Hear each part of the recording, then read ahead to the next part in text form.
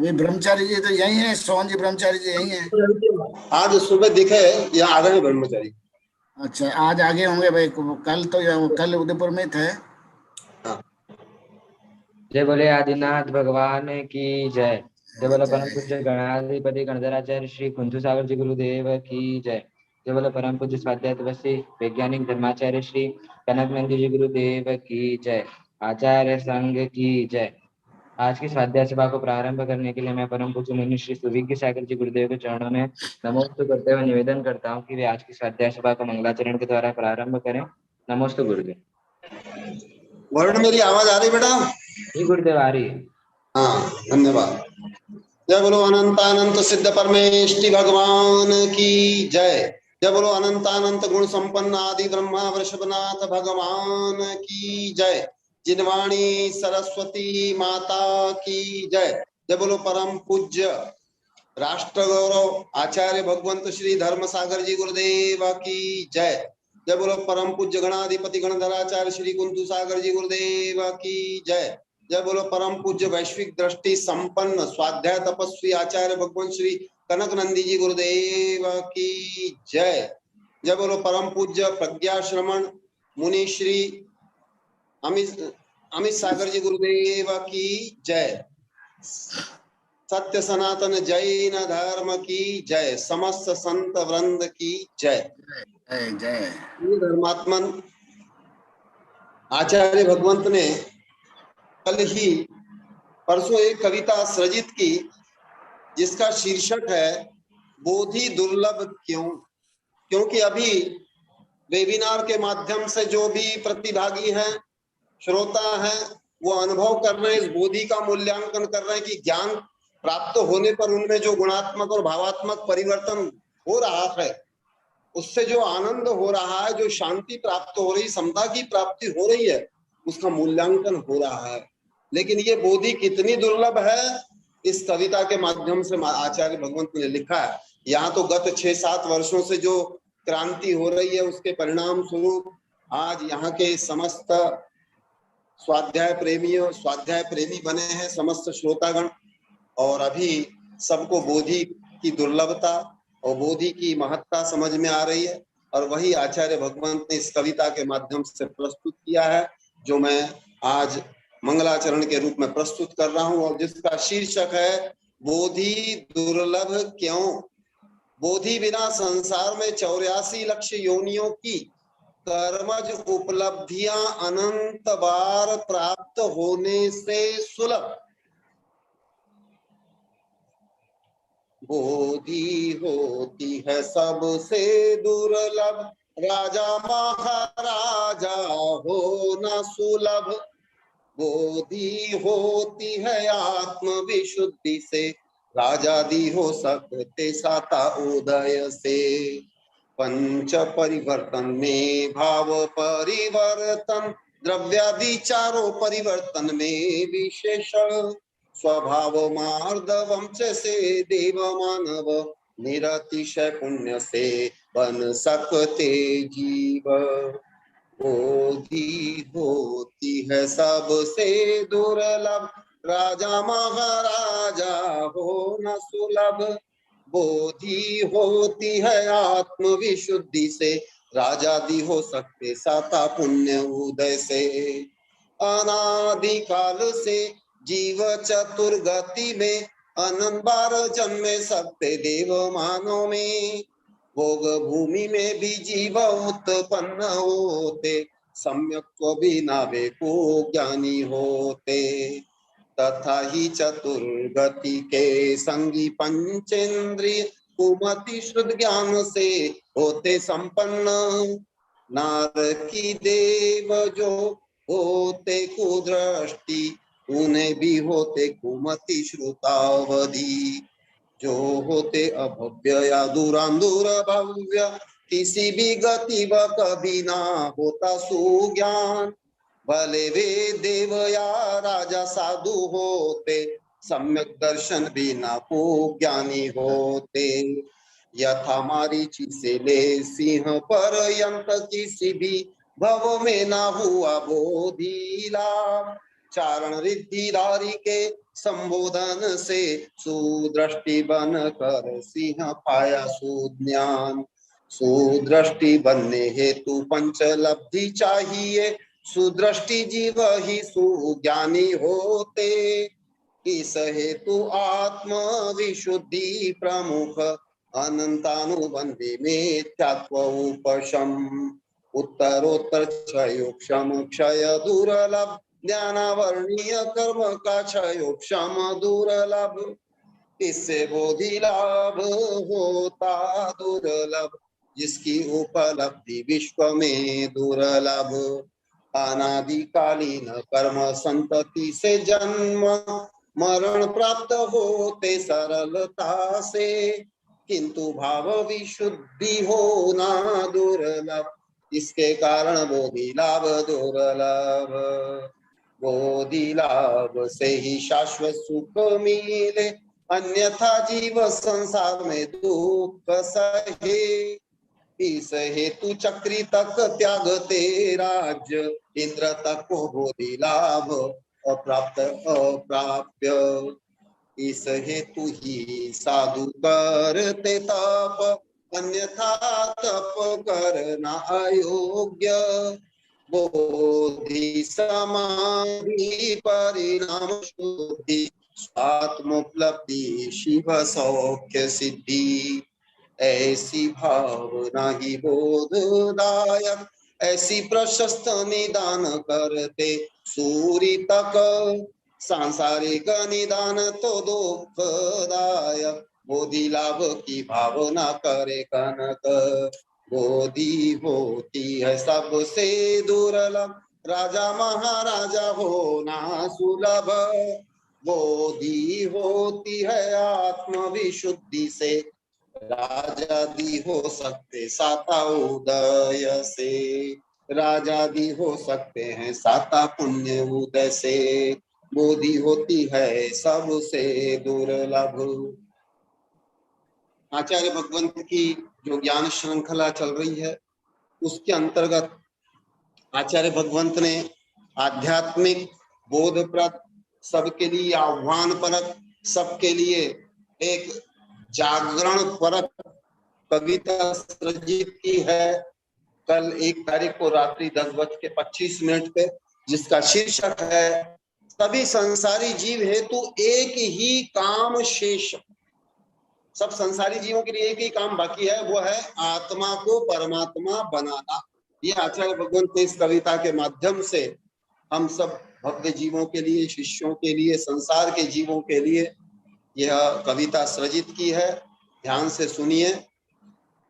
भव्य रे तू काहे देरी करे, आत्म को परमात्म बनाने हेतु काहे बहाना करे। भव्य रे तू काहे देरी करे, अनादिकाल से अनंत भवों में चतुर्गति 84 लक्ष योनियों में, द्रव्य क्षेत्र काल भव भाव परिवर्तनों में, अनंत जन्म मरणों में, सुख दुख तूने सहे, जो न किया वह अब कर रे। भव्य रे तू काहे देरी करे, को परमात्मा बनाने हेतु काहे बहाना करे। भव्य रे तू काहे देरी करे, आहार वै मैथुन परिग्रह के कारण, पंच पाप सप्त व्यसनों को भोगा अनंत। क्रोध मान माया लोभ मोह से, शत्रु मित्र भाई बंधु बनाया अनंत रे। अभी कुछ नहीं नावीन रे भव्य रे तू काहे देरी करे। ख्याति पूजा लाभ प्रसिद्धि वर्चस्व इस हेतु काम किया धर्म से राज्य तक रे। नरक में लड़ा परस्पर क्रोध से मानव में मान हेतु किया पाप विविध रे। अभी आत्म स्वाभिमान कर रे भव्य रे तू काहे देरी करे। आत्म को परमात्म बनाने हेतु काहे बहाना करे। भव्य रे तू काहे देरी करे। तिर्यंच वे माया की या तू अनंत देव में लोभ से भोग रे। अभी तू बोल कौन सा काम शेष है। आत्मा को परमात्मा बनाना शेष रे। इस हेतु पुरुषार्थ कर रे भव्य रे तू काहे देरी करे। अभी तक जो किया उसे ही त्यागना आत्मविश्वास ध्यान चारित्र युक्त ध्यान अध्ययन कर समता शांति से आत्मविशुद्धि से बनो परमात्म। इस हेतु ही कनक प्रयत्न करे भव्य रे तू काहे देरी करे। आत्म को परमात्म बनाने हेतु काहे बहाना करे। भव्य रे तू काहे देरी करे। जय बोलो परम पूज्य भव्य प्रबोधक आचार्य भगवंत श्री कनक नंदी जी गुरुदेव की जय।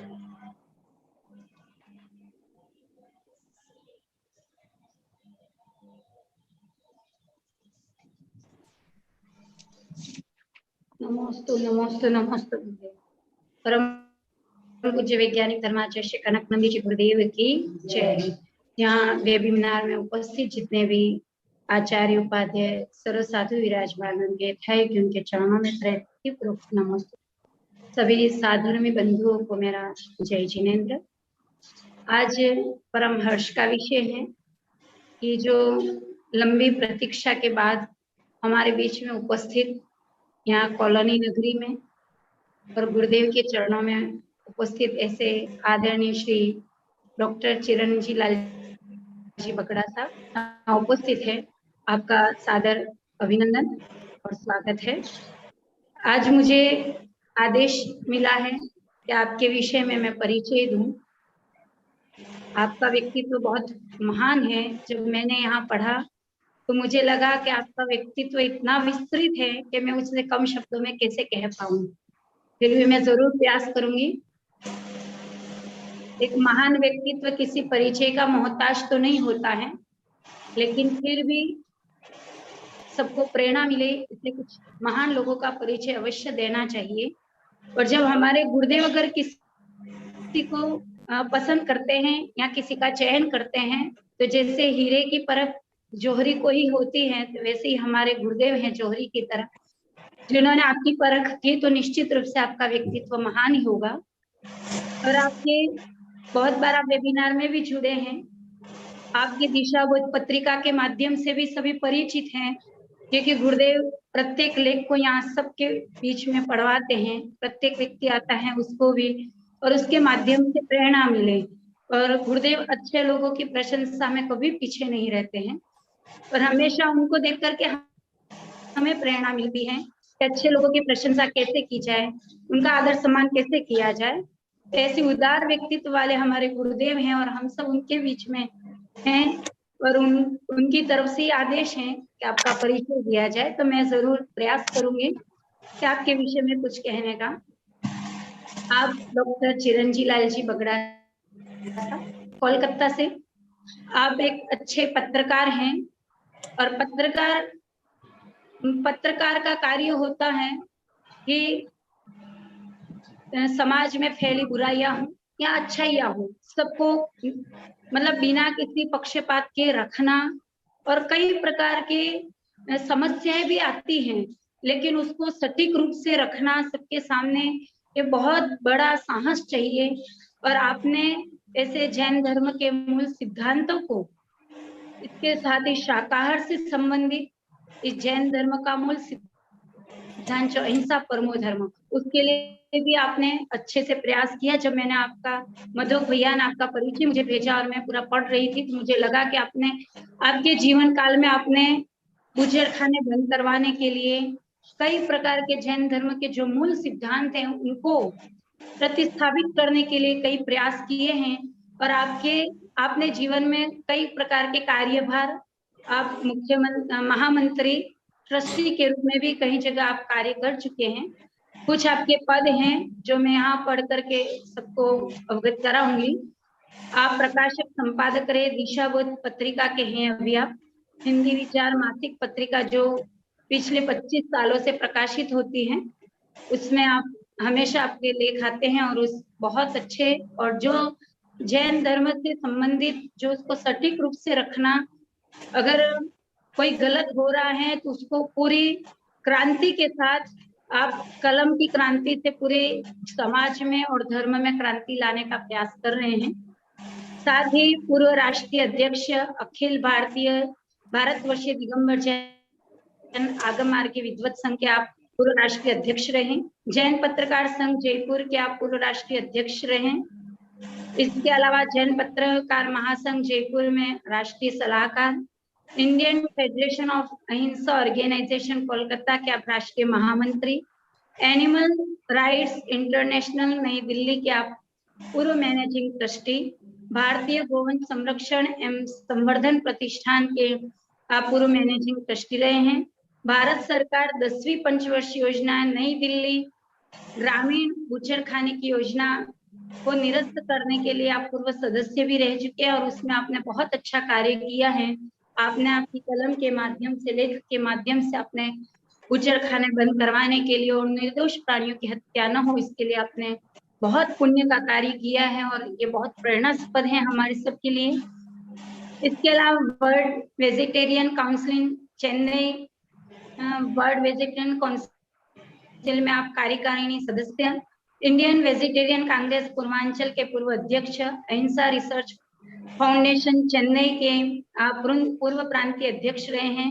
इसके अलावा भी आपके पास बहुत सारे पद हैं और आपने अच्छे बड़े बड़े पदों पर आपने कार्य भी किया है। ये सब तो आपका परिचय था ही, लेकिन एक विशेष परिचय जो अभिभूत करने वाला है, और आप में इतने अच्छे संस्कार क्यों आए, आपको इस जैन धर्म के प्रति भाव क्यों बने, इसका कारण ये है कि आपके पिताजी जयचंद लाल जी बगड़ा, जो 108 अंतर आत्मा सागर जी महाराज के रूप में रहे और उन्होंने सम्य शिखर जी में 101 पीछी के सानिध्य में बहुत अच्छी यम संलेखना ली। आप एक अच्छे मुनिराज के गृहस्थ आश्रम के पुत्र हैं, तो निश्चित रूप से इतने अच्छे संस्कार, ऐसा कार्य करने के भाव आना, तो ये आपका बहुत बड़ा परिचय है और अभिभूत करने वाला है। हम सब भी लाभान्वित हो रहे हैं कि सही में एक अच्छे व्यक्तित्व के साथ हम सब को परिचय हो रहा है। आप यहाँ पर पधारे, आपका स्वागत, अभिनंदन, और आपके विचारों से भी हम सभी लाभान्वित होंगे, ऐसा हम चाहते हैं गुरुदेव के आदेश के अनुसार। और आपकी ऐसी पत्रिका आती है जिससे हमें और अधिक प्रेरणा मिलती है और एक विशेष, मतलब कोई गलत हो रहा हो तो उसको किस प्रकार से दृढ़ता पूर्वक अपनी बात को रखना, बिना किसी डर के, निर्भयता से, ये आपके लेखों से पता चलता है।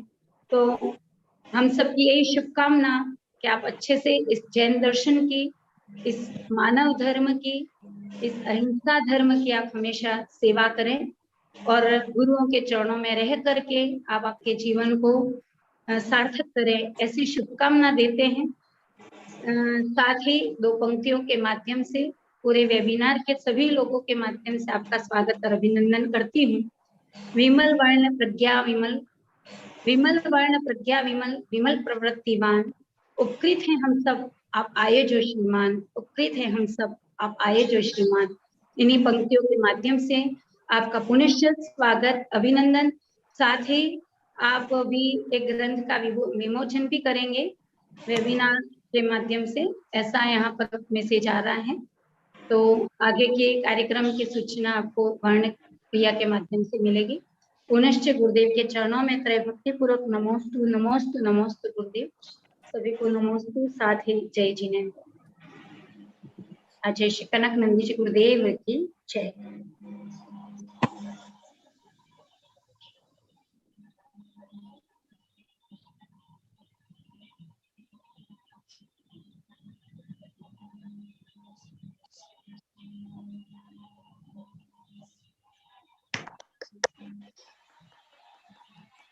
ताली बजा करके अभिनंदन करें।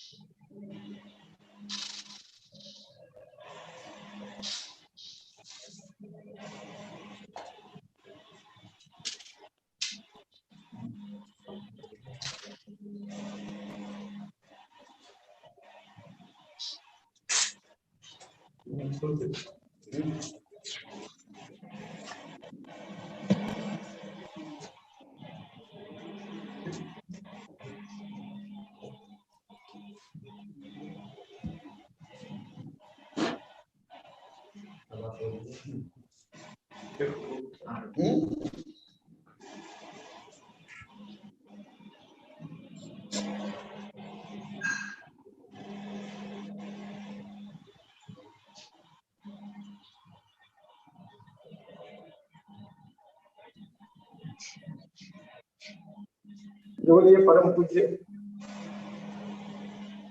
आचार्य श्री कनक जी गुरुदेव की जय, समस्त संघ की जय।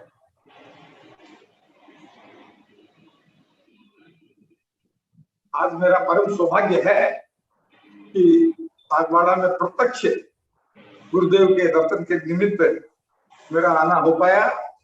हालांकि बाहर 45 डिग्री टेम्परेचर और धूप चल रही है, काफी कठिन समय है, परंतु गुरुदेव की इनसे मार्गदर्शन लेने की और इनसे मिलने की इतनी उत्कंठा रहती है कि गर्मी तो क्या कुछ भी हो, मन में उमंग रहती है कि गुरुदेव से प्रत्यक्ष दर्शन लाभ दिया जाए। अभी मैं दिल्ली आया हुआ था, जयपुर आया हुआ था, और कल ही ये सार्थक 75 मैंने अपने जीवन पर आत्मकथा पुस्तक लिखी है, उसका अभी गुरुदेव के समक्ष उसका लोकार्पण किया है। 75 वर्ष एक संख्या है, परंतु उसकी सार्थकता किसमें है ये जानना और समझना हम सबके लिए बहुत जरूरी है। मनुष्य पर्याय देव दुर्लभ पर्याय है।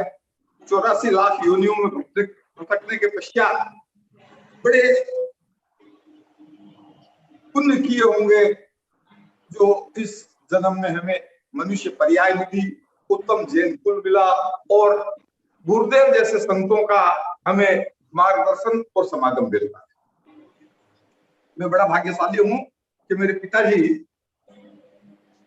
मुनि दीक्षा लेकर सम्यक शिखर जी जैसी जगह में सम्यक समाधि वर्ण पूर्वक अपने देह का विसर्जन किया था, और उन्हीं की प्रेरणा पिछले 3 पीढ़ियों से मेरे परिवार के जो सदस्य रहे हैं, मेरे पिताजी, दादाजी, परदादाजी, सभी मुनि परंपरा से बंधे हुए थे।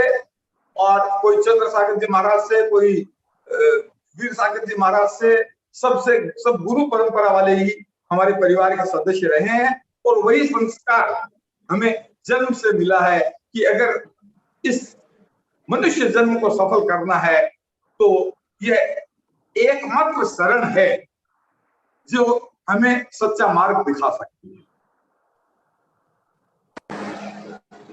जीवन कई तरह से जिया जा सकता है। मैंने शाकाहार और अहिंसा, भगवान महावीर का जो अमर संदेश था कि पहले जीना सीखो और फिर दूसरों को जीने दो, ये भावना रखी। तो मैंने अपने जीवन में 2 सूत्र बनाए कि मुझे अपने आप को भी श्रावकोचित जो हमारे कर्म है उसके अनुरूप जीवन को ढालना है और इस प्रकृति के समष्टि के जितने भी जीव मात्र है उनके प्रति करुणा बुद्धि से शाकाहार का प्रचार प्रसार करके और जो मांसाहार और कत्ल खाने वगैरह जो खुल रहे हैं उसको लोगों को, सरकार को समझाकर किसी तरह से पशुओं को अभय दान देने का जो कार्य किया जाए, तो यही हमारे जीवन की सबसे बड़ी सार्थकता है। इस सार्थक 75 पुस्तक में मैंने 3 खंड रखे हैं। पहला मेरा व्यक्तित्व, जो मेरी पारिवारिक पृष्ठभूमि है और किस प्रकार से मुझे वो संस्कार मिले। दूसरा कर्तृत्व, जिसके अंदर शाकाहार के क्षेत्र में, अहिंसा के क्षेत्र में, पत्रकारिता के क्षेत्र में मैंने क्या क्या उपलब्धियां प्राप्त की, उसका पूरा तथ्यात्मक फैक्ट्स के साथ में एक लोगों को प्रेरणा मिले, इस दृष्टि से उसको मैंने रेखांकित किया है। उसका मैंने जो जीवन में घटित अंतर यात्रा के कुछ प्रसंग है, दान के कुछ बहुत अच्छे प्रसंग है कि दान का स्वरूप कैसा होना चाहिए, वो मेरे जीवन में जो घटे वो घटनाएं हैं। मैंने पूरे विश्व भर में अनेक जगह सेमिनार और कॉन्फ्रेंसेस के अंदर उद्बोधन दिए हैं, अपने लेक्चर्स और रिसर्च पेपर पढ़े हैं। उसके अंदर भी जो मुख्य मुख्य बिंदु रहे हैं, कहां पर क्या हुआ, एक बताऊं, विश्व शाकाहार सम्मेलन कनाडा के अंदर हो रहा था। 146 देशों के प्रतिनिधि उसके अंदर अपने व्यक्तित्व और रिसर्च पेपर पढ़ रहे। वहां पर 146 देशों के 350 लेक्चर्स को सुनने के बाद में सिर्फ 2 लेक्चर्स को सेलेक्ट किया गया। एक मेरा था और एक दूसरे बंधु का था, जिनको पूरे इंटरव्यू के लिए और वो 1 घंटे का विशेष इंटरव्यू उनका किया गया और कनाडा में 1 साल तक वेबिनार के माध्यम से मेरे लेक्चर चलते रहे। मैं बहुत अच्छा वक्ता नहीं हूं, परंतु विषय की गहराई तक उसकी एनालिसिस करना और उसकी सही मीमांसा करना, ये मेरा अपना एक विशेष शौक रहा है। और उसी दिशा में मैंने जो प्रयोग किए वो सारे संदर्भों के साथ और चित्रों के साथ इस पुस्तक के अंदर मैंने समाहित किए हैं। पूज्य गुरुदेव का पिताजी के समय से संपर्क बना हुआ है। पिताजी ने एक पुस्तक लिखी थी, मेरे सोपान, और गुरुदेव ने ही उनको मार्गदर्शन देके उस पुस्तक को परिमार्जित करके और उसको लिखने की एक दिशा में आगे बढ़ाया था। उसके बाद में उन्होंने दीक्षा ली और पिछले 30 वर्षों से गुरुदेव से बराबर हमारा संपर्क बना हुआ है। उनकी विशेष अनुकंपा और आशीर्वाद हम पर बना हुआ है। ये इसी प्रकार आगे जीवन भर बना रहे, हमारे आत्म कल्याण के लिए गुरुदेव निमित्त बने। इन शुभ भावनाओं के साथ मैं अपनी वाणी को विराम देता हूँ। पूज्य गुरुदेव को सत सत नमन।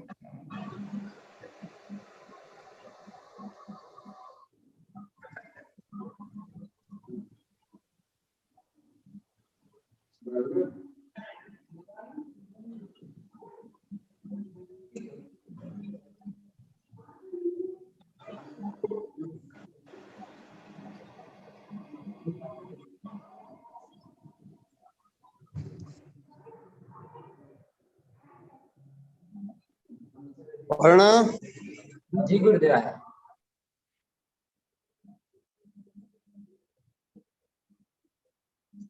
मेरे को 5 बजे निकलना है। अच्छा हाँ आज 6 बजे की बस है। अरे बस जल्दी किए। मैं तो देखा रात को 9-10 बजे होगा तो समय मिलेगा। अब मैं आचार्य जी के चरणों में नमस्ते करते ही निवेदन करता हूँ कि आज की स्वाध्याय सभा को प्रारंभ करें। नमस्ते। ओम नमः सिद्धेभ्यः। ओम नमः सिद्धेभ्यः। ओम नमः सिद्धेभ्यः। धर्मत्वमन्व पूर्वभक्त शोध वृत्ति संपन्न अंतर्राष्ट्रीय ख्याति प्राप्त चिरंजीलाल बगड़ा जी के बारे में आप लोग को सुने, उनका व्यक्तित्व के बारे में, कृतित्व के बारे में सुने। मैं इनको लगभग 34-35 वर्ष से जानता हूँ, आरा बिहार से। इनके पिताजी समय शिखर में भी मेरे पास रह करके कई दिन पढ़े, फिर ये किताब लिखी। ये पहले से ही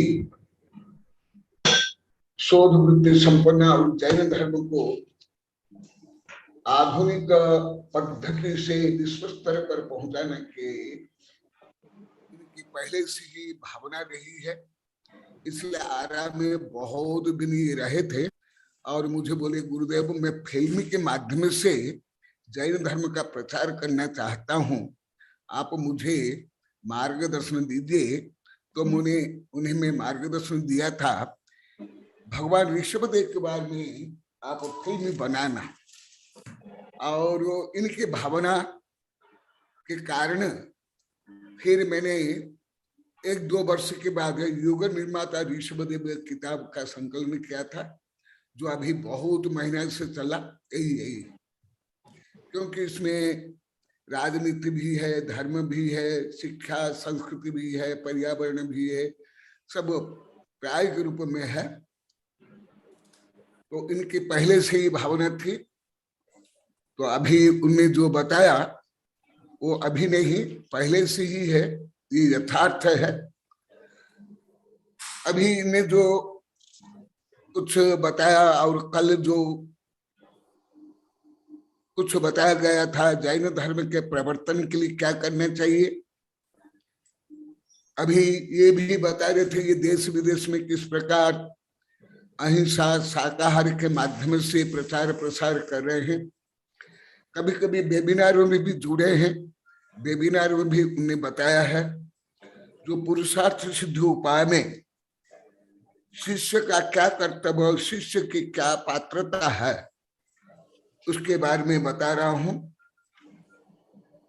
श्लोक नंबर 8, व्यवहार निश्चय यह प्रबुद्ध तत्वेन भवति मध्यस्थः प्राप्नोति देशनायाः सएव फलम अविकलम शिष्यः। अभी 2-3 दिन से अनेकांत का सरलीकरण पद्धति से बता रहा हूं। तो यहाँ पर आचार्य श्री बता रहे हैं जैन धर्म की प्रभावना के लिए क्या करना चाहिए। व्यवहार निश्चयो, व्यवहार धर्म और निश्चय धर्म दोनों को प्रकृष्ट रूप में जान करके, प्रबुद्ध, उपसर्ग है, बुद्ध माने नॉलेज, जानना, अधिगम करना, और प्र माने प्रकृष्ट रूप में, माने कहाँ की ईंट कहाँ की रोड़ा, भानुमति में कोनवा जोड़ा, इस नहीं, या पंथ मत स्वार्थ की दृष्टि से नहीं, वस्तु स्वरूप को व्यवहार से और निश्चय से जान करके। ये तो आप लोग को अभी लगभग 2 वर्ष से ये विषय द्रव्य संग्रह में, इष्ट उपदेश में, अभी आदि पुराण के माध्यम से आप लोग को सुने हो। जो अनेक बार बता दिया गया उसको नहीं बोले के नवीन विषय बताऊंगा। तत्वेन भवति मध्यस्थ, वस्तु स्वरूप को जानने के बाद मध्यस्थ होना चाहिए। ये भी पहले बहुत बार बताया हूं, अभी भी बताऊंगा कैसे मध्यस्थ होना चाहिए। मध्यस्थ माने इक्विनिमिटी, मध्यस्थ माने तटस्थ, मध्यस्थ माने साम्य, मध्यस्थ माने समता। प्राप्नोति देशनायाः सएव फलम अविकलम शिष्य। जो अनेकांत को, वस्तु स्वरूप को, निश्चय को, व्यवहार को, व्यवहार धर्म, निश्चय धर्म को जान करके किसी भी पंथ, मत, दुराग्रह, मानसिक हो या भावात्मक हो या वाचनिक हो, किसी भी प्रकार दुराग्रह से, हठाग्रह से बंधा नहीं होना चाहिए। नहीं तो उसका ना आध्यात्मिक विकास होगा, ना बौद्धिक विकास होगा, ना भावात्मक विकास होगा, ना चारित्रिक विकास होगा। तो ऐसे जो शिष्य है, प्राप्नोति देशनायाः सएव फलम अविकलम शिष्य, वह ही यथार्थ शिष्य है। कल भी कुछ बताया था, पहले भी बताया था कि जय दीनमय पवज्जयी तावा व्यवहार निश्चय मुह एकेन बिना छिद्यई तिथम अन्येन ऊन तच्च। आचार्य श्री बता रहे हैं, यदि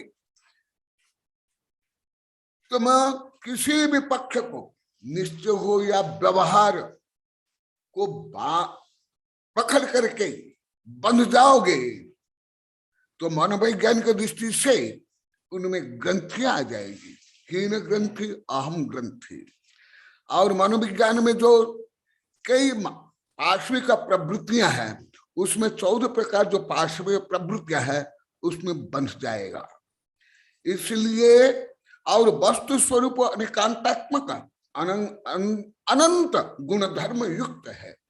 केवल सप्तभंगी 7 नहीं है, अनंत सप्तभंगी है। कितने सप्तभंगी? अनंत सप्तभंगी। क्योंकि हर द्रव्य, हर गुण, हर पर्याय में सप्तभंगी होती है। तो द्रव्य, गुण, पर्याय मिलकर एक अनंत अनंत है। कितने? अनंतानंत। तो अनंतानंत जो सप्तभंगी है उसको केवल सर्वज्ञ भगवान ही जान सकते हैं। गणधर भी पूर्णतः नहीं जान सकते हैं। इसलिए गणधर 60,000 प्रश्न करते हैं तत्व को जानने के लिए। इसलिए जय दीनमः पवज्जयी तामा व्यवहार निश्चय, व्यवहार में भी अटक मत, निश्चय में भी बंधो मत, तटस्थ हो। तट में जो व्यक्ति बैठा हुआ है और नदी को देख रहा है, जल स्रोत को भी देख रहा है, पहाड़ पर्वत को देख रहा है, वो नदी में बह करके नहीं जाएगा, परंतु नदी में गिरने के बाद वो बह जाएगा, मृत्यु भी हो सकती है। क्यों? एकेन बिना छिद्यई तीर्थ, यदि व्यवहार छोड़ दोगे पूरा तीर्थ ही लोप हो जाएगा। सुन लो, ये वैज्ञानिक गोदावरी साहब के भी बहुत बार प्रश्न था, परंतु प्रकरण प्राप्त ही ज्यादा उत्तर देता हूं।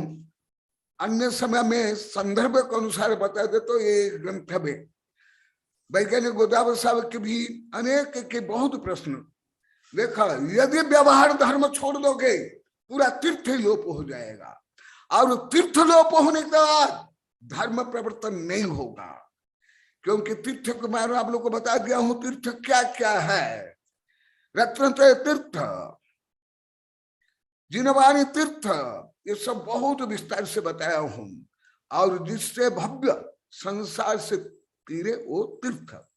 व्यवहार धर्म कहां तक है आप लोग को बताया हूं, 14वां गुण स्थान तक का द्रव्य संग्रह में अति विस्तार से बताया हूं।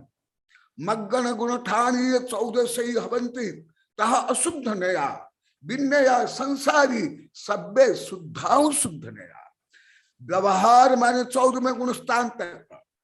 14वें गुण स्थान का अंत में जब योग निरुद्ध होता है, समस्त घाती अघात लोप हो जाता है।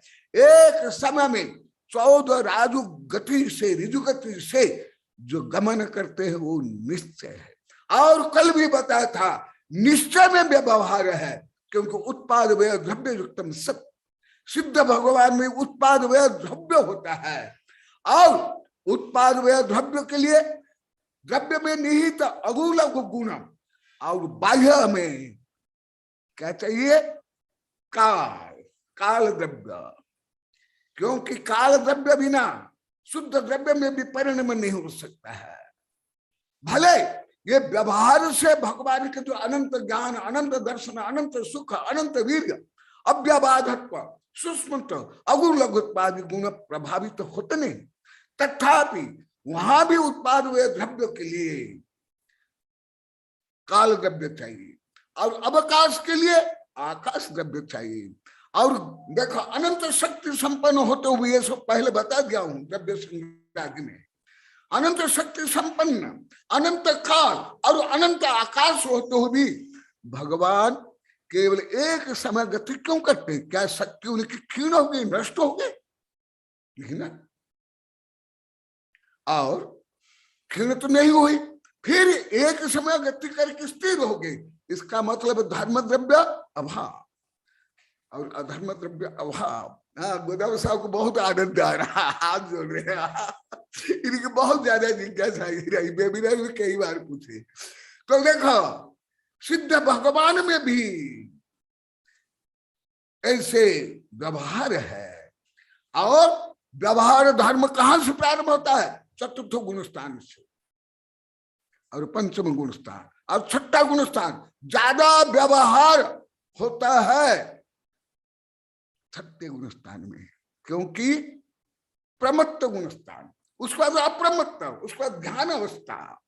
तो जो व्यवहार धर्म है साधु के लिए, जो पंचव्रत, पंच समिति आदि, क्या उसको बिना पाले अभी तक कोई सिद्ध हो पाए? अनंत काल में अनंत सिद्ध हुए हैं अभी तक का, आगे भी अनंत सिद्ध होंगे, परंतु बिना ये द्रव्य संग्रह आप लोग को बताऊं लास्ट में ध्यान के लिए क्या चाहिए, व्रत समिति आदि। तो व्यवहार धर्म में क्या, केवल आप लोग जो व्यवहार करते हो वो व्यवहार नहीं है, वो तो कथनचित आध्यात्मिक दृष्टि से संक्लेश अध्यवसाय पाप स्थान है। अशी मछी, कृषि, वाणिज्य, सेवा, शिल्प, राजनीति, कानून आदि, ये तो सामाजिक व्यवस्था, ये भी बहुत बताया हूं आदिनाथ भगवान के प्रकरण में। व्यवहार माने जैसे आप लोग को बताया हूं आश्रम या पुरुषार्थ, केवल घर में रहना आश्रम नहीं, चोर डाकू बदमाश लुटेरे रहते में घर में, करोड़ों अरबों रुपया के घर में भी रहते हैं, क्या आश्रम हो क्या? और जैसे पहले बता आप लोग सब बता दिए गुरुदेव, हम आश्रम और पुरुषार्थ नहीं जानते भेद का रहस्य। और पुरुषार्थ जैसे धर्म, अर्थ, काम, मोक्ष, क्या केवल धन कमाना अर्थ पुरुषार्थ? तो चोर डाकू बदमाश लूटने, ये अर्थ पुरुषार्थ हो जाएगी। और काम पुरुषार्थ, वेश्यागमन, परस्त्री गमन आदि, क्या पुरुषार्थ? नहीं। धर्म से युक्त मोक्ष लक्ष्य को केंद्र करके जो मर्यादित कार्य है वो आश्रम में आएगा और पुरुषार्थ में आएगा। यदि व्यवहार धर्म लोप हो जाएगा, आचार्य बता रहे तीर्थ ही लोप हो जाएगा। यदि तीर्थ ही लोप हो जाएगा, अभी 2 वर्ष से आप लोग को अनेक प्रकरण में ये पढ़ लिए, फिर मोक्ष मार्ग नहीं होगा, और मोक्ष मार्ग के बिना मोक्ष नहीं होगा, और मोक्ष बिना जो परम तत्व है, निज तत्व है, आत्म उपलब्धि है, वो संभव नहीं। इसलिए सामान्य लोग को सोचते हैं, और कुछ एकांतवादी जो सोचते हैं, उससे भिन्न आध्यात्मिक वर्णन है जो हमारे आचार्यों ने सर्वज्ञ द्वारा प्रतिपादित जिनवाणी के माध्यम से किया।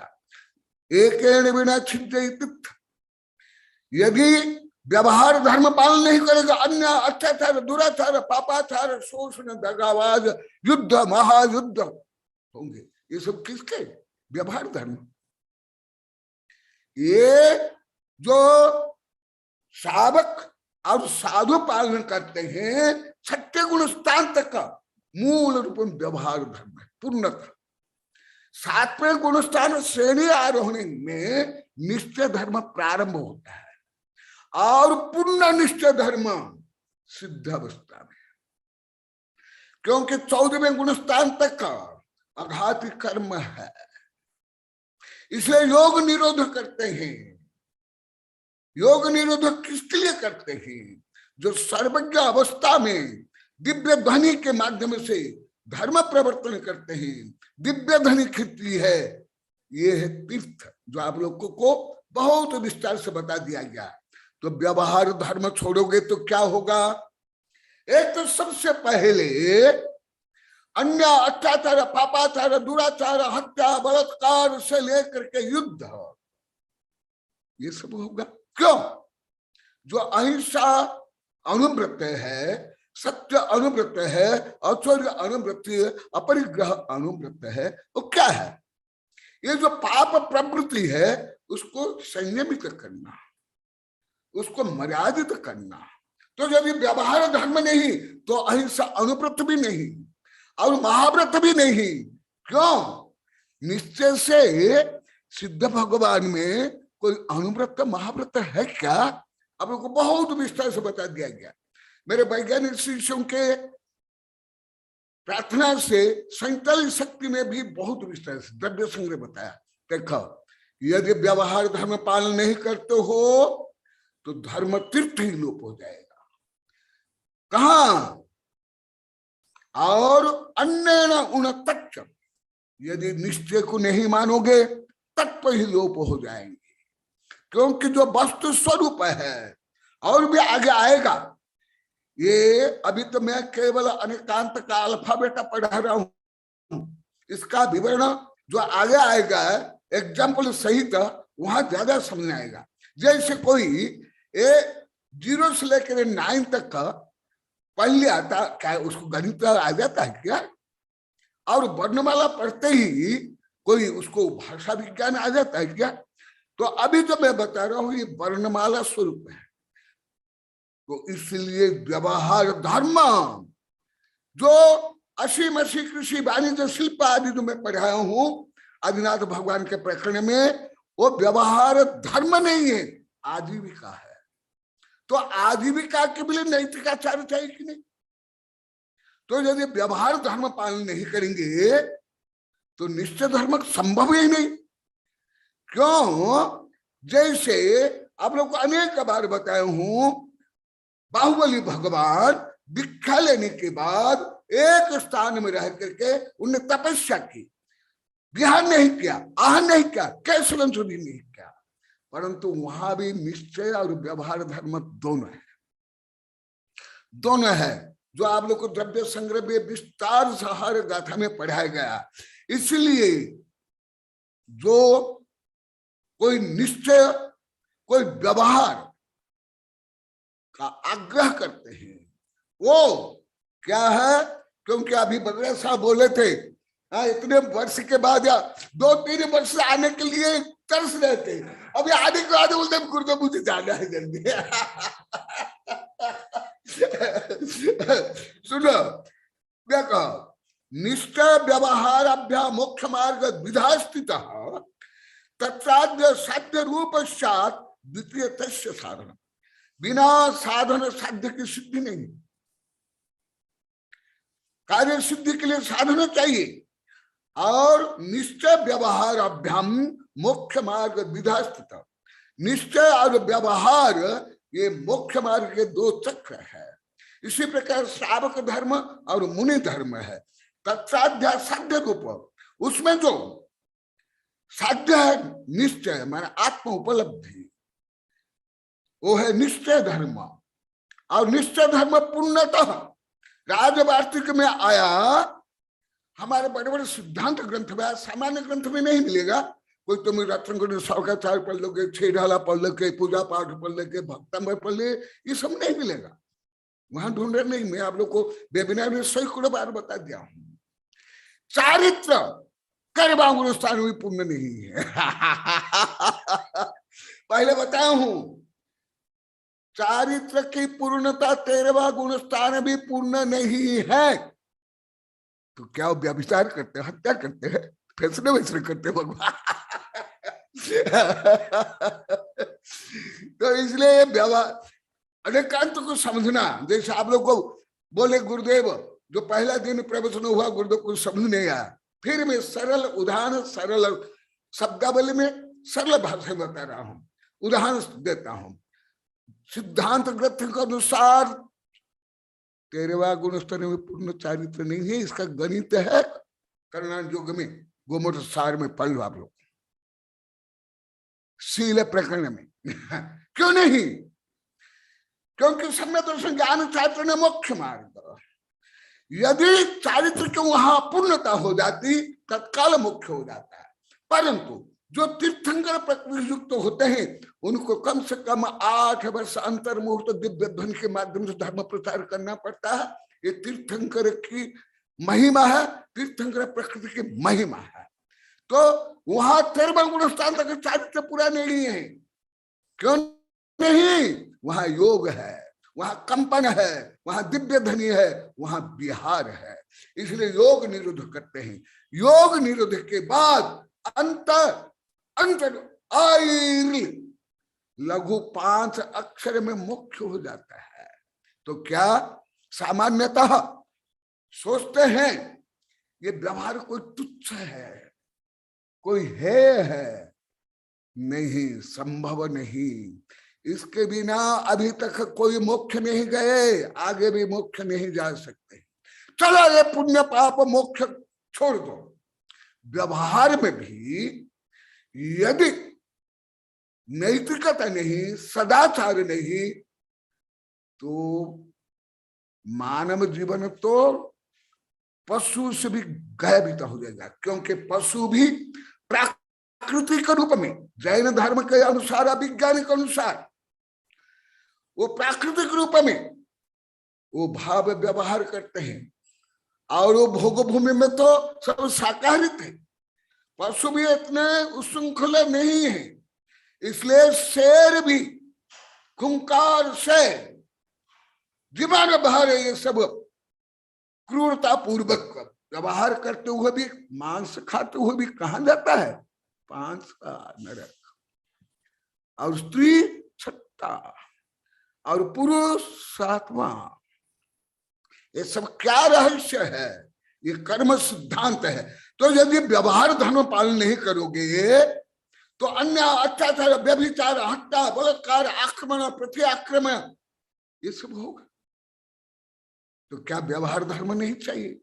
अरे व्यवहार धर्म तो अभी सेकेंड वर्ल्ड वॉर होने के बाद लीग ऑफ नेशन बना, वहां भी व्यवहार धर्म छोड़ो, अनुव्रत छोड़ो। अनुव्रत तो अभी कल्पना तक नहीं है, केवल व्यवहार धर्म। भारत के संविधान हुआ, विदेश के संविधान, केवल नैतिक आचार है, कोई अनुव्रत तक नहीं। तो यदि ये नहीं होगा, उसके बाद संयुक्त राष्ट्र संघ बनने के बाद भी क्या व्यवहार धर्म जो अनुव्रत से सम्यक दर्शन से प्रारंभ होता है, व्यवहार धर्म कहां से प्रारंभ होता है? मुख्यतः 5वें गुण स्थान से। उसके पहले श्रद्धा रूप में 4th गुण स्थान, क्योंकि वहां अनुव्रत नहीं, इसलिए वो अव्रती है, असंयमी है। और 6ठा गुण स्थान में व्यवहार धर्म पालन होता है। तो यदि व्यवहार धर्म पालन नहीं करेंगे क्या होगा? इसलिए आचार्य श्री बता रहे हैं, एक साध्य एक साधन।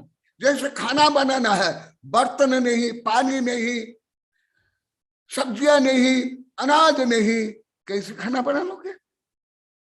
बना सकते हो क्या? कृषक बिना जमीन, खाद, पानी, सूर्य किरण, बीज क्या अनाज उत्पन्न कर सकता है क्या? नहीं। इसी चलो ये अनुव्रत इससे प्रारंभ होता है मुख्य मार्ग चतुर्थ गुण स्थान से, और व्यवहार धर्म आंशिक रूप में होता है व्रत रूप में पंचम गुण स्थान से, और व्यवहार धर्म जो महाव्रत रूप में छठे गुण स्थान में, और जब श्रेणी आरोहण होता है ध्यान अवस्था जो पंचम काल में संभव नहीं, वहां निश्चय धर्म हल्का सा प्रारंभ, और निश्चय धर्म पूर्णता होती है 14वां गुण स्थान के लास्ट में। तो बताओ व्यवहार, आप तो अहिंसा के लिए काम करते हो, क्या व्यवहार धर्म नहीं चाहिए? व्यवहार नहीं, सारी क्रिया ही व्यवहार की है। माल से खाना, हत्या करना, ये करना, व्यभिचार करना, युद्ध करना, मिलावट करना, सब क्या है? यदि नैतिकता नहीं, व्यवहार नहीं, तो फिर ये नहीं चाहिए व्यवहार। धर्म तो चाहिए मोक्ष के लिए, सामाजिक व्यवस्था के लिए। आप लोग को पहले बताया भोग भूमि के काल में व्यवहार धर्म भी नहीं था, वहां नैतिकता थी। इसलिए नैतिक के कारण पशु तक मनुष्य तक बहुत विस्तार से बताऊं दीर्घ काल शांतिमय बिताते थे। इसलिए एक साध्य एक साधन, साध्य क्या? निश्चय, और साधन क्या? व्यवहार। तो बिना व्यवहार निश्चय संभव नहीं। इसलिए दोनों में आचार्य श्री बता रहे हैं व्यवहार पराचीन निश्चयम यह चिकित्सति विदादि बिना मूढ़ शस्यानि शिष्यति। जो मूढ़ बिना व्यवहार निश्चय धर्म चाहता है वह मूर्ख है, जो बिना बीज वह खेती करता है। हल जोत लिया, खाद डाल दिया, पानी डाल दिया, सूर्य किरणें मिल रही, ऑक्सीजन मिल रही, बाढ़ लगा दिया, सब कुछ कर लिया, परंतु बीज बोया नहीं, क्या अंकुर होगा? क्या फल मिलेगा? इसी प्रकार आचार्य श्री बोल रहे हैं कि यदि तुम व्यवहार धर्म नहीं पालन करते हो तो निश्चय धर्म कर ही नहीं सकते। और दूसरी बात बताता हूं, जो धार्मिक लोग को भी व्यवहार धर्म क्या पालन कर नैतिकता नहीं है, कैसे नैतिकता नहीं? मिलावट करना, राष्ट्रीय जो सही कानून है उसका पालन नहीं करना।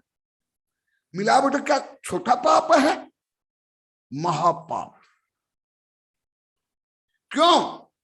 रुपया दे करके लाखों करोड़ व्यक्ति को अस्वस्थ करना, उसको रोगी बनाना, अकाल मरण में उसको धकल देना। तो ये तो व्यवहार के भी नीचे है। नैतिकता इथिक्स बोलते हैं, राजनीति है, संविधान है, कानून है, सामाजिक व्यवस्था है। तो देखो व्यवहार धर्म के पहले भी क्या चाहिए? भद्र मिथ्या दृष्टि इसको बोलते हैं, स्वभाव मार्दवम च। जैसे भोग भूमि सब मनुष्य या पशु, कोई सम्य दृष्टि अधिकांश नहीं थे, सब मिथ्या दृष्टि। आप लोग को बहुत विस्तार से पढ़ा दिया हूं पहले, परंतु वहां शांति थी। दीर्घ काल, करोड़ अरब खरब वर्ष दीर्घ काल शांतिपूर्ण बिताते थे। क्यों? वहां नैतिकता थी। तो अभी जो स्वयं धार्मिक बताते हैं उनमें नैतिकता भी कहाँ है? बीड़ी सिगरेट शराब मांस जो सेवन नहीं करते हैं वो भी उत्पादन करते हैं। ये बगड़ा जी का पत्र आया था 2003 में, उनने छपाया है व्यसन में गुरुदेव कौन सा व्यसन सबसे घातक है। तो वो मानते थे, मैं पहले बोला शराब, बोला कि नहीं, लिखा कि नहीं, शराब। और शराब देखो, शराब में केवल मद्य नहीं, बीड़ी सिगरेट तंबाकू आदि स्मोकिंग के सब जो ये व्यापार करते हैं, क्रय विक्रय करते हैं और स्वयं को मान लेते हैं हम इस पंथ के, हम इस पंथ के, हम इतने कट्टर है, हम इतने धार्मिक है। ये बगड़ा साहब मुझे कौन सा गांव है, मुंगाने के बाद छोटा गांव में रात को 1-1.5 घंटा तक मुझे बताए थे कि गुरुदेव धार्मिक लोग क्या करते हैं, कैसे फैसले बेसने करते, नाम लेकर मुझे बताए थे। उस स्थान का भी नाम, साधु के भी नाम मैं नहीं बोलूंगा, नहीं बोलूंगा, अब डर बन गया, उपगोहरी स्थिति करें। तो देखो इधर स्वयं को धार्मिक सिद्ध कर रहे हैं, उधर ये सब अनैतिक करें। तो इसलिए भगवान बता रहे हैं कि यदि तुम व्यवहार धर्म को पालन नहीं करते हो, मोक्ष मार्ग ही लोप हो जाएगा, रत्नत्रय ही लोप हो जाएगा। और मोक्ष मार्ग लोप से, रत्नत्रय के लोप से क्या मोक्ष प्राप्त होगा? और उसके पहले तो नैतिकता चाहिए। नैतिकता भी नहीं है हर धर्मावलंबी में। कई धर्म में मद्य का निषेध है, परंतु वहां ड्रग का व्यापार ज्यादा चलता है। वो आतंकवाद भी इसका आधार पर करते हैं। और मैं लगभग हर धर्म के मूल ग्रंथ पढ़ा हूं और वो ये करते हैं। इसलिए क्योंकि अभी आप लोग को और वगैरह सबको कुछ बोलना है, हाँ, उनको जल्दी जाना है, तो मैं अभी संक्षेप में बता दिया। जहाँ इच्छा उत्तरिदम अध्यानम मोहो बही सुलीलाए, तो नादु कुणये मई पाय चक्क गुणय तिमिर मतंडम। मैं कनकबानी नहीं बोल रहा, मैं जिनबानी बोल रहा हूँ। सुना आचार्य श्री क्या बोले हैं। मैं कोई व्यवहार का या निश्चय का, कोई पंथ का, कोई मत का, कोई स्वार्थ का पक्ष लेकर के नहीं बोल रहा। जो सर्वज्ञ भगवान ने बताया, मैं गाथा से तो वो भी प्राचीन गाथा सिद्धांत ग्रंथों का वो भी बता रहा हूं। यदि जय इच्छा उत्तर तो अज्ञानम मोहो भई सुलीलाए, यदि तुम अज्ञान रूपी ये संसार को पार करना चाहते हो, माने मोक्ष चाहते हो, शाश्वत सुख चाहते हो, तो नादु कुणई मई नयचक्र दुनय तिमिर मतंड। इसलिए तुमको ये जो नया है, जो आगे और बताऊंगा, ये नया चक्र को सही रूप में प्रयोग करो, नहीं तो आगे आएगा, मैं खुद बताऊंगा, कैसे बताएंगे, नहीं तो तुम्हारा सिर हो नए चक्र काट देगा। वो आगे आएगा इसमें ही। तुम्हारा जो नए चक्र को प्रयोग करेगा उसका सिर हो नए चक्र काट देगा।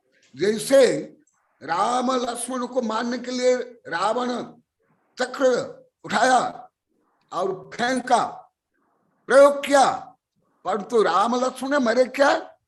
वो चक्र वापिस आकर किसको मारा? रावणों को ही है।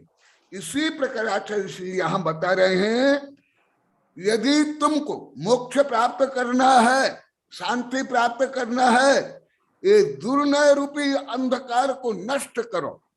एकांत, हठग्राहिता, दीन हीन कारता। मनोविज्ञान में 2 मानसिक रोग है मुख्यतः, हीन ग्रंथि और अहम ग्रंथि। तो ये सब ये अहंकार के कारण भी जीव धर्म का दुरुपयोग करता है। इसलिए मैं संक्षेप में बता रहा हूं कि जैन धर्म ये वस्तु स्वरूप धर्म, वैश्विक धर्म, शाश्वत धर्म है, और वस्तु का स्वरूप ही अनेकांत है। अनंत अंत यश अनेकांत, वस्तु में स्वयं अनंत धर्म है। तो यदि एक धर्म, धर्म माने गुण, वो अनंत गुण में से कोई एक गुण को स्वीकार करके अन्य गुण को नकारते हो, तो वस्तु स्वरूप को नकारते हो, और वस्तु स्वरूप को नकारने का कारण वो मिथ्या दृष्टि होता है, कुज्ञानी होता है। इसलिए जो जैन धर्म जैसे परम उदार धर्म, जो समस्त समस्या को दूर करने वाला धर्म, उसमें भी जो समस्या है उनमें एक बड़ा कारण है सनम्र सत्यग्राही नहीं बनना, दुराग्राही, हठग्राही, पंथवादी, मतवादी, स्वार्थवादी, ग्रंथवादी, संतवादी बनना। इसलिए ये एक पक्ष है, समस्त पक्ष को लेकर अनेकांत है। जय महावीर भगवान की। क्योंकि विषय आगे और बहुत विस्तार से आएगा तो आगे और बताऊंगा। नमस्तु भगवान, नमस्तु गुरुदेव, नमस्तु। बहुत सुंदर, बहुत सुंदर, परम बहुत पूज्य कनकनंदी जी गुरुदेव की जय। वो तो विभूति के लिए बोल रहे हो इसलिए। गुरुदेव बहुत सुंदर विवक्षा आपने व्यवहार निश्चय की बहुत ही सुंदर विवक्षा करी है गुरुदेव। एक जिज्ञासा। बोले गोदावर साहब। हाँ, बहुत सुंदर बहुत सुंदर विवक्षा हुई है गुरुदेव। व्यवहार और निश्चय की आनंद आ गया, बहुत आनंद आ गया गुरुदेव। एक रेफरेंस गुरुदेव आपने अभी बोला था कि बिना जो निश्चय चाहता है वो मूर्ख है। गुरुदेव इसका रेफरेंस क्या है, इसका संदर्भ क्या है, इसका किसके? पेज नंबर देख लो। ये किताब में आपके पास ये किताब शायद अवश्य होगी। ये पेज नंबर 22-23 और आगे पीछे भी है। और ये विस्तार से पढ़ने तो आपके पास मेरी किताब होगी अनेकांत सिद्धांत। नहीं, अभी ये पेज नंबर 22 और 23 कौन सी पुस्तक से बताया गुरुदेव? पुरुषार्थ सिद्धि उपाय। पुरुषार्थ सिद्धि उपाय, ठीक है बात। हाँ, और विभिन्न ग्रंथों में दिया हूँ, वहाँ लिखा हुआ सब। एक तो मेरे पास है गुरुदेव दिया हूँ। हाँ, और जो प्राचीन ग्रंथ है उससे, हाँ इसमें भी है। मोक्ष मार्ग, ये भी पुस्तक में आपकी पढ़ी है? उसमें भी है। ये इसमें ठीक, ये उसमें भी है। हाँ ठीक। अभी ये जो आपने पढ़ा इसके रेफरेंस मेरे को कहीं कोट करना है। ये बिना व्यवहार के जो निश्चय चाहता है वो मूर्ख है। इसका रेफरेंस आपने पुरुषार्थ सिद्धि उपाय में पेज नंबर 22-23 पे बताया ना गुरुदेव? हाँ, बहुत बहुत आनंद आया। ये नहीं तो आप ले लेना। नहीं, मेरे पास है गुरुदेव, मेरे पास है पुरुषार्थ सिद्धि उपाय। आपके सब आपके ग्रंथ मेरे पास में रख करके पढ़ना तो ज्यादा याद रहेगा, ज्यादा सुनेगा। महावीर जी के पास भी हो, भी पढ़ रहे हैं, दूसरे भी पढ़ रहे हैं। गुरुदेव एक आपने फरमाया गुरुदेव की, एक गुरुदेव आपने फरमाया कि व्यवहार चौथे गुण स्थान या पांचवें गुण स्थान से प्रारंभ होता है और छठे गुण स्थान तक रहता है। इसको थोड़ा सा खुलासा करो गुरुदेव, चौथे से कैसे स्टार्ट होता है व्यवहार? अच्छा, तो अभी तो संख्या में बताया और अभी बगड़ा साहब कुछ बताएंगे, इसमें जल्दी छोड़ दिया। उसका कारण है जो धर्म प्रारंभ होता है सम्यक दर्शन से। जब तक सम्यक दर्शन नहीं तब तक धर्म नहीं है। आप लोग को अच्छे विस्तार से प्रवचन से लेकर कई ग्रंथ में विभिन्न में बताया हूँ। ठीक बात। यहाँ जो चल रहा व्यवहार है, ये कोई जो 80 कृषि वाणिज्य सेवा शिल्प राजनीतिक कानून वो व्यवहार नहीं। यहाँ मुख्य मार्ग रूपी व्यवहार है ये यहाँ जो चल रहा है। अच्छा, तो जो मुख्य मार्ग का प्रारंभ कहा सम्यक दर्शन ज्ञान शास्त्र मुख्य मार्ग। अच्छा, मोक्ष मार्ग का प्रारंभ होता है कब? मुख्य मार्ग प्रारंभ है। परंतु वहां मुख्य मार्ग प्रारंभ होने के बाद भी श्रद्धा में है, परंतु अभी चारित्र रूप में नहीं, अनुव्रत रूप में नहीं। परंतु जो सम्यक दृष्टि है वो भी नैतिक होगा, क्योंकि बिना अभी बनी है सुबह साहिब जी जो अभी सब कविता बनी है वो सुना देना, उसके माध्यम से बता दूंगा। अभी तो समय नहीं। वो है भद्र मिथ्या दृष्टि पहले बनेगा, सम्यक दृष्टि बनने के पहले। भद्र मिथ्या दृष्टि बनने के बाद फिर सम्यक दृष्टि बनेगा। तो जो भद्र मिथ्यात्वावस्था है प्राय का नैतिक अवस्था इतिश है, वहां मुख्य मार्ग नहीं है जैसे भोग भूमि में। तो इसी प्रकार प्रारंभ होकर के आगे बढ़ता है। हाँ चलो बगड़ा साहब कुछ बोलो। बहुत सुंदर, बहुत सुंदर। तो जल्दी छोड़ दिया। नमस्तु भगवान, नमस्तु नमस्तु भगवान गुरुदेव, नमस्तु। और किसकी जिज्ञासा है तो आप अपना बोलो। मैं तो बगड़ा साहब कह रहा हूँ, उनको कुछ बताएंगे। हाँ, जिसकी जिज्ञासा है और अपना प्रश्न रखे गुरुदेव के सामने। हाँ हाँ, आओ जो गोदावर साहब। नमस्तु भगवान। जिज्ञासा है इसी ग्रंथ में विस्तार से आएगा। नहीं, मेरा रुचि का है गुरुदेव, बिल्कुल मैं बराबर अटेंड करूंगा वेबिनार गुरुदेव में। हाँ अवश्य। अब मैं आचार्य श्री विद्यानंद जी गुरुदेव के चरणों में नमस्तु करते हुए निवेदन करता हूँ कि वे अपनी जिज्ञासा रखें। नमस्तु गुरुदेव, नमस्तु। ये फोटो भी लगती है, आपको भी देना है दे सकते हैं। गुरुदेव आपके श्री चरणों में नमस्ते। हाँ प्रति नमस्ते। आज आपने जो विषय लिया गुरुदेव, हाँ ये जैन विधवा समूह में बहुचर्चित ये विषय आज का था।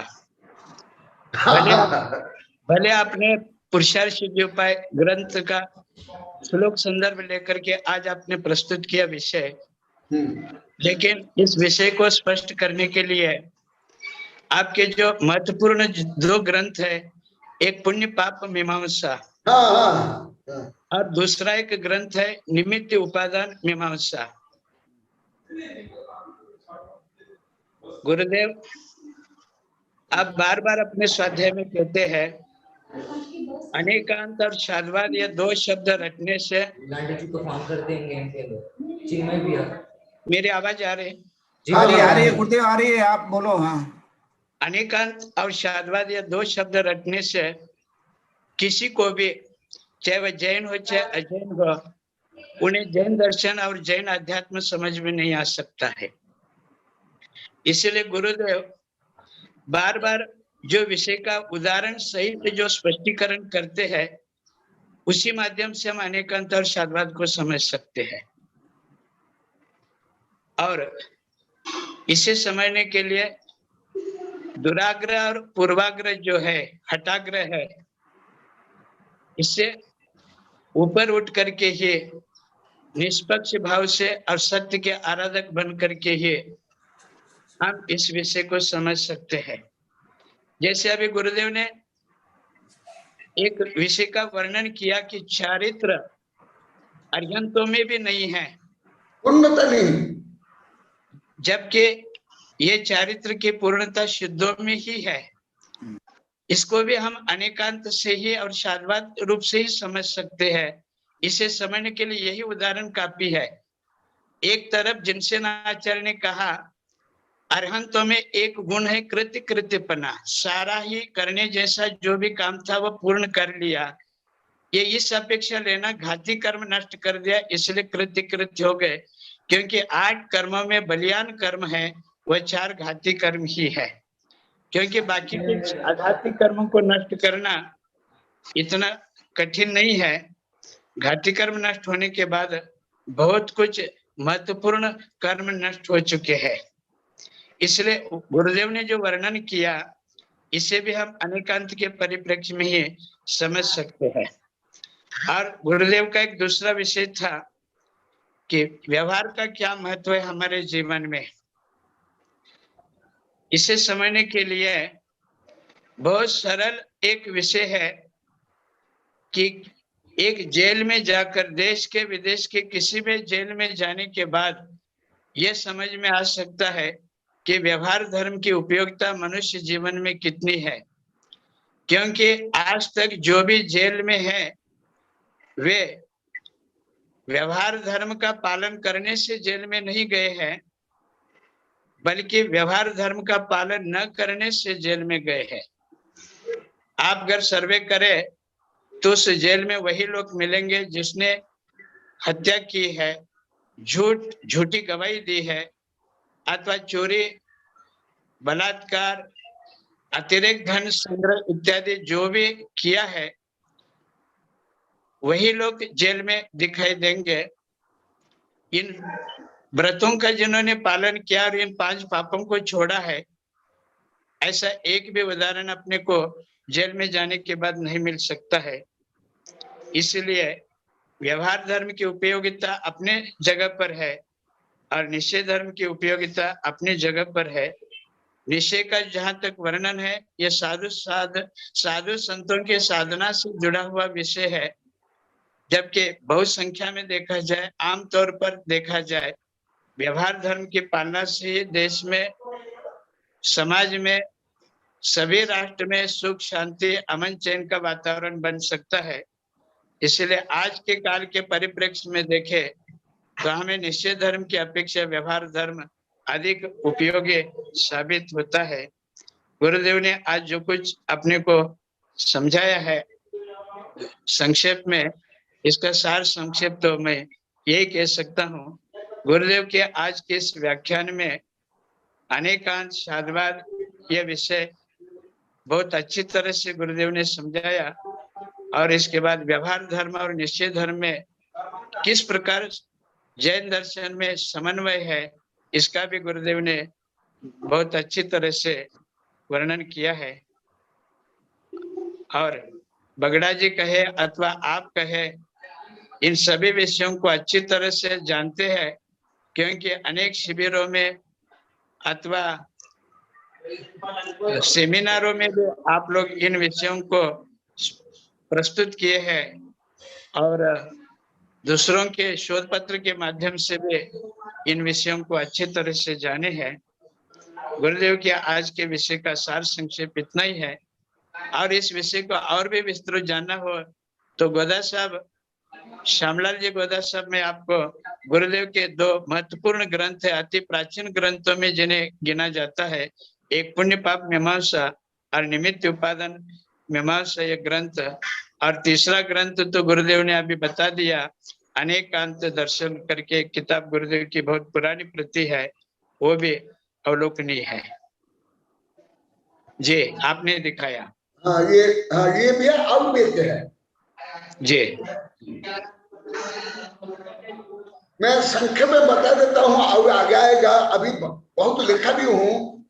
नैतिकता, उसके बाद माने भद्र मिथ्या दृष्टि, उसके बाद सम्य प्रदर्शन, उसके बाद पंचम गुणस्थान, वहां देश चारित्र, चतुर्थ गुणस्थान में चारित्र नहीं है, परीक्षा, और उसके बाद छठे गुणस्थान में चारित्र है, व्यवहार से वहां महाव्रत है।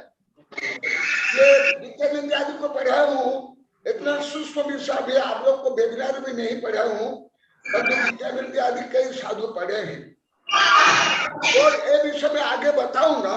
अभी केवल संख्या में जो विद्यानंदी बताया आप लोग की जिज्ञासा, उसका हल्का सा समाधान कर रहा हूँ। उसके बाद चारित्र में नहीं, चारित्र समय दृष्टि भी भले क्यों नहीं हो, देश अभी नरक में सैनिक है, पृथ्वी पे पृथ्वी सहित है, कौन सा चारित्र है? पंच श्रद्धा में मिथ्यात्व के उपसम सब समक्ष से। फिर उसके बाद क्योंकि मेरा जो मैं ज्यादा पढ़कर यही विषय पढ़ता हूँ, साधु संतों को पढ़ाता हूँ कर्णांग योग में, इसलिए मेरा प्रिय विषय है।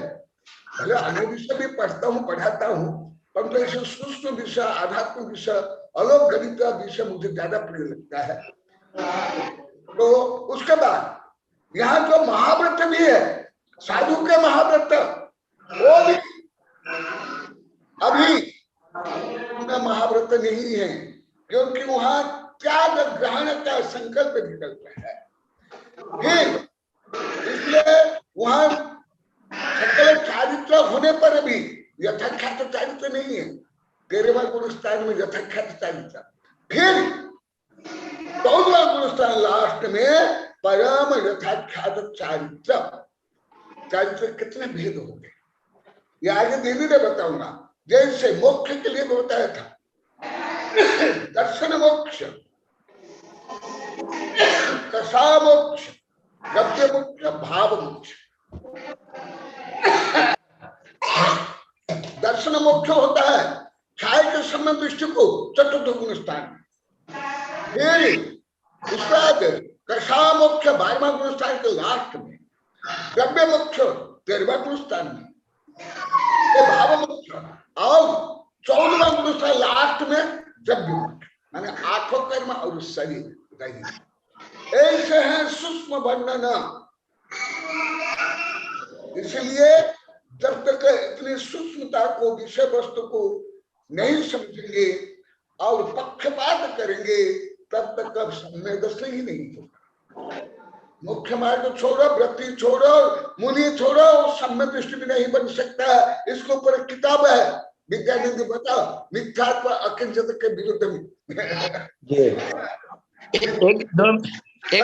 मूल हेतु विच्छत्तम महावीर जी के पास भी होगी, आप लोग के पास भी होगी, उसमें भी बहुत विस्तार से लिखा हूं। ये विषय अति गहन अभी प्रारंभ हुआ है और धीरे धीरे विषय आप लोग को समझ आएगा। तो धर्म केवल जैसे सामान्यतः उसको वाचनिक मान लेते हैं, केवल बौद्धिक खुजली मान लेते हैं, केवल जिह्वा को लपलपाते हैं, इसलिए ये सब भावात्मक है, गुणात्मक है, आध्यात्मिक है। बहुत अच्छा। और इतना गहन विषय भी आप लोग को सुने और आनंद आया। आज बगड़े साहब को जानना था, मैं उनको पुनः बताना था, इसलिए मैं छोड़ दिया। परंतु आगे और विषय को विस्तार से इस ग्रंथ में भी संदर्भ के अनुसार अन्य ग्रंथों से भी और आप लोग की जिज्ञासा और आवश्यकता के अनुसार वो भी बताऊंगा। इसलिए अभी आप लोग ये प्रश्न कर सकते हैं, भले उत्तर में कल परसों दूंगा, धीरे धीरे दूंगा। यदि किसी की जिज्ञासा है तो वो हैंड रेस कर सकते हैं।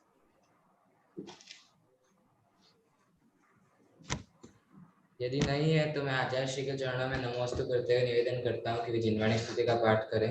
नमोस्तु। बोधि समाधि परिणाम शुद्धि स्वात्मोपलब्धि शिव सौख्य सिद्धि चिंतामणि चिंतनमानस्यमस्तु देवी द्वादश ज्ञान द्वारा सहस्र प्रज्वलित सरस्वती विश्व सर्व पाप महानान दादव पचपचम छाम छेम छुम छुम छा क्षीर वर्णमल अमृत पलवे अमृत साव साव बम बम हूं पट स्वाहा। ओम आम सही पत्तान, ओम नमो खिलो सही पत्तान, ओम नमो जलो सही पत्तान, ओम नमो सप्पो सही पत्तान स्वाहा। ओम शांति शांति शांति। इसलिए मैं पुरुषार्थ सिद्ध हुआ। मेरे वैज्ञानिक शिष्यों के अनेक बार अनेक महीने के अनुरोध से अभी प्रारंभ किया, क्योंकि ये विषय आप सामान्य कोई शास्त्राचार्य में नहीं मिलेगा, नहीं मिलेगा।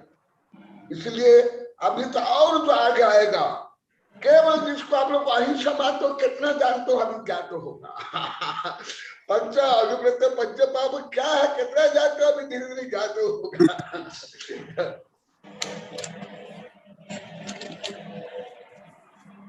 वो भी ऐसे गहन विषय आप लोग सुन रहे हो, आनंदित हो रहे, बहुत पुण्यशाली हो, भाग्यशाली हो। नमस्तु भगवान, नमस्तु। हाँ नमस्तु गुरुदेव, नमस्तु गुरुदेव, नमस्तु नमस्तु नमस्तु